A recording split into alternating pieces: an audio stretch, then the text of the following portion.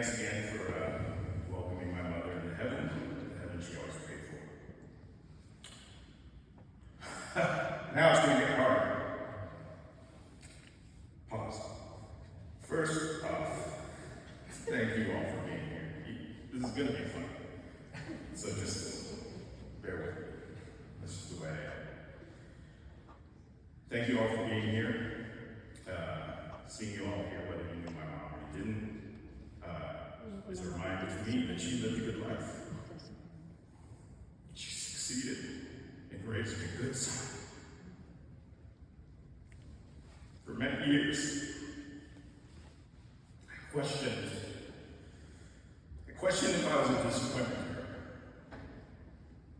But today, seeing you all here, I know she can look down and know that she raised a good son, who shared her love for life, and valuing people that were around us that made our life special and worthwhile.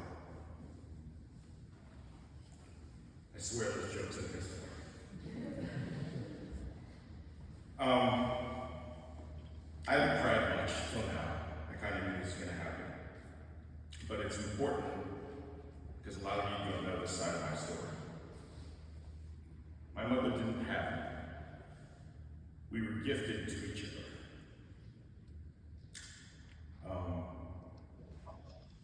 My birth mother is here, her sister, Neela.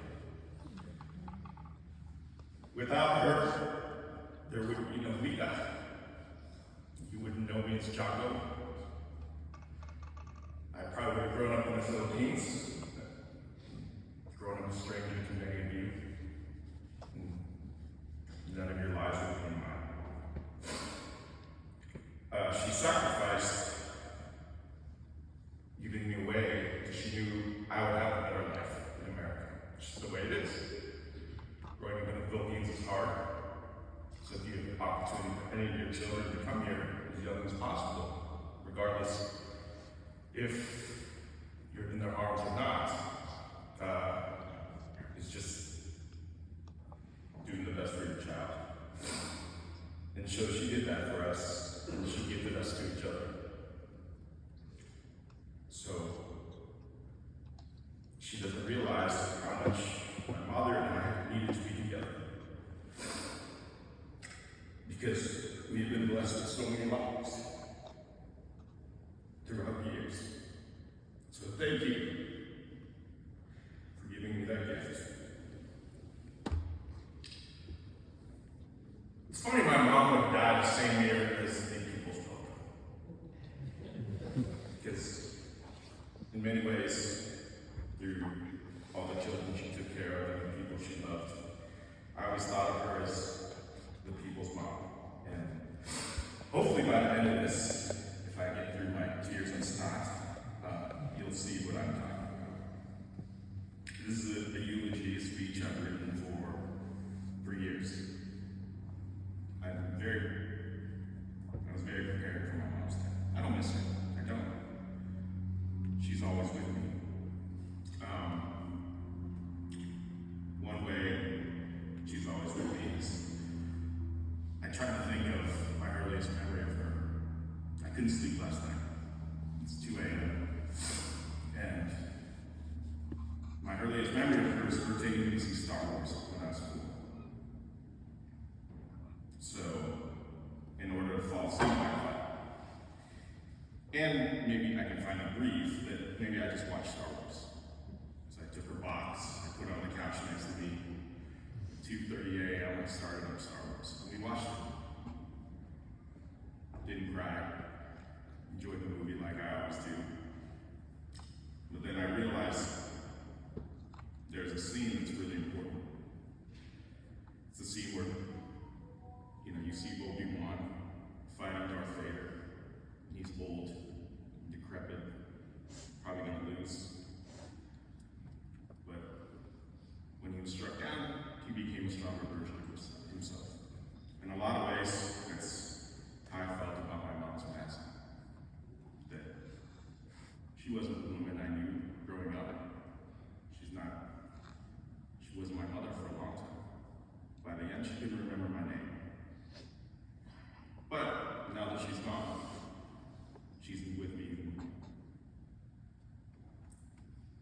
she's here while reading the speech.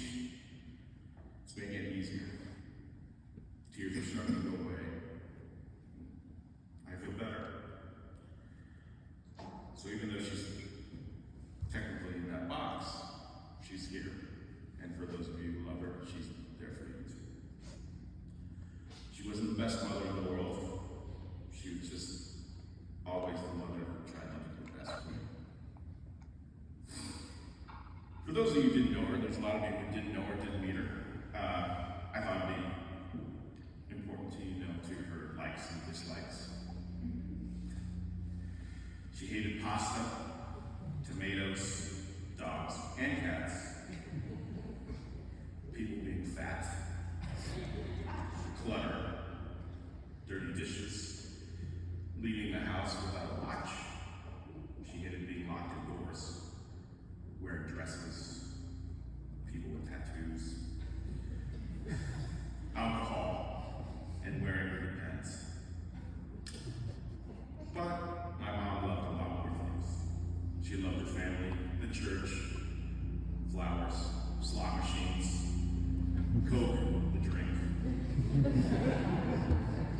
the A's, the Niners, the Warriors, heads of fish, corn, ice cream and a sugar cone, always had to be a sugar cone, Christmas lights, seeing your name on things, watching Lego Masters, watching Steve Harvey. Yeah, you guys know that story. Burger King, she liked a good sale, feeding birds in the lake, and in her later years, she really loved European soccer players. And she always loved saying, but the thing is. But more than anything, she loved people, especially children. For 15 years, she babysat dozens of kids, maybe hundreds. Me and my cousin couldn't count. Even though I know she loved me, there were times she'd be with another kid, and I'd think, I don't think she ever loved me that much. So then I got to thinking, what was her place on this earth? We all think about that. I think when she was here for us to teach us, always be happy. And even more importantly, make the others around us happy. It's really the only lesson she ever taught me.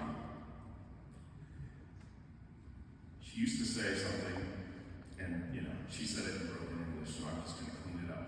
And she used to say, don't ever leave a room with people hating.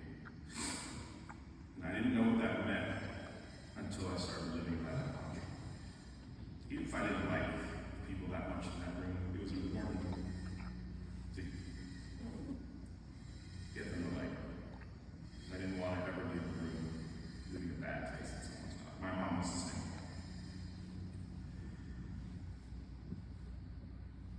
The way I took care of her over these last 8 years was the way she raised me. We have an unspoken rule that happiness is the quickest way to get over something. And the quickest way to do that is just to make each other laugh. When we were forced to drift away from that happiness, we would revert ourselves back with a laugh by telling a joke, doing a dance, whatever it took. So, I know there are people here who are dealing with caring for a loved one. And frankly, to be honest, people in this room are going to have to deal with that at some point. And if I can give you any advice, is to keep them happy. No medication is ever a cure. There's no cure for cancer. There's no cure for Alzheimer's. There's nothing. But you keep them happy, it's going to make them want to live longer and make it to the next day.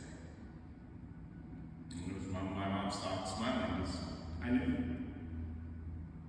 the day's coming, that this day was coming. I don't need to say that. So, again, my advice, I can 100% assure you that without a doubt, laughter is the best medicine. And you don't even need FDA approval.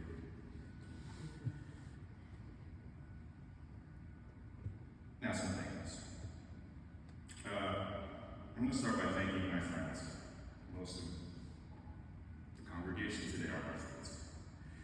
For 8 years, you've listened to my trials and tribulations, but also kept reminding me that there was still life to live when I was done caring for my mom.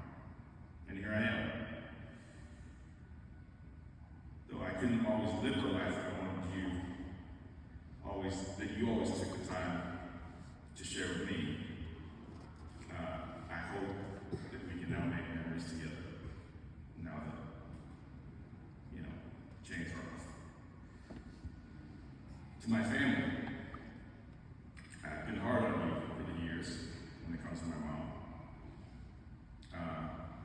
So I apologize for that. But I also don't want you to feel guilt for not always being there when you could. We both knew that you had lives and that you had families to take care of. You have parents, and we have other uncles and brothers and sisters who are going through things. But we knew you were always in your prayers, and you shared your time with us on that. To Moises, I don't know if he's here yet. Oh, there he is. Moises is important because when I wasn't around, he took care of my mom, just like I did. He put her to bed, fed her meals, changed her diaper. He truly treated her like it was his mother. He shamelessly did everything for her when I wasn't around, so I could live a little life once in a while. And sometimes he did it better than I could. So thanks. And my cousin Robin. My mother loved her like that was her own daughter. My mother never strived to have another child because she had a son, and through Robin she had a daughter. She always helped when she could. But most importantly, in the end, when I couldn't look my mother with my own eyes, she took my place during the most difficult time of her life, which was the end. This way I could start healing long before she was gone, and then I could remember her the way I wanted to. I know my mother and I would love to pay you all back for being here in person, or being here on the phone, or just in your prayers. There's no number we can put on what you've done for us over the years. All I can do is promise to live my remaining years the same way my mother lived hers, with laughter, generosity, happiness, and love. Lastly, I was digging through my mom's things the other day. I forgot that she wrote this. My mom wrote this. No one's ever seen this in this room. I've read it a couple times. I read it the other night, and I realized it's pretty appropriate. I don't know why she wrote it. I have my assumptions, but it's neither here nor there. So, these are her words. And I'll leave all the broken English so it sounds just like her. Farewell, Lita Runs. This time, I'll take it myself to express my wishes to all of you for a happy, successful future. Let's the dear words make it true. Every day is springtime to us, and how greatly to be with you, for I know how much you care to a poor girl like me. Every gallant moment I recall, never again I will see, having such a gay time and gladness in the days past we have shared. There is no other in the world I will find someone like you who bring me joy and trouble, who help me see them through. I knew that these poor words have no meaning to all of you, how really all I'll miss you. Till someday the Lord will know. Now we are missing as the days and years go through. May the stars shine bright with you after I leave here and go through. This instant may be apart, pretending I'm glad we're apart. No one knows my heart is aching and all the tears in my heart. Lead me with all your prayers, with the beads of your love, to save me on all your dangers, to find the path of my life. If somebody else came in, somebody more pleasant than me, make them also too happy as you all did to me. Thanks to the fruitful hours and the sweet time together, with you this would be a dream moment, one to last a lifetime through. For my last few words to all of you, please remember me. From my heart, I wish you all, may the heaven always smiles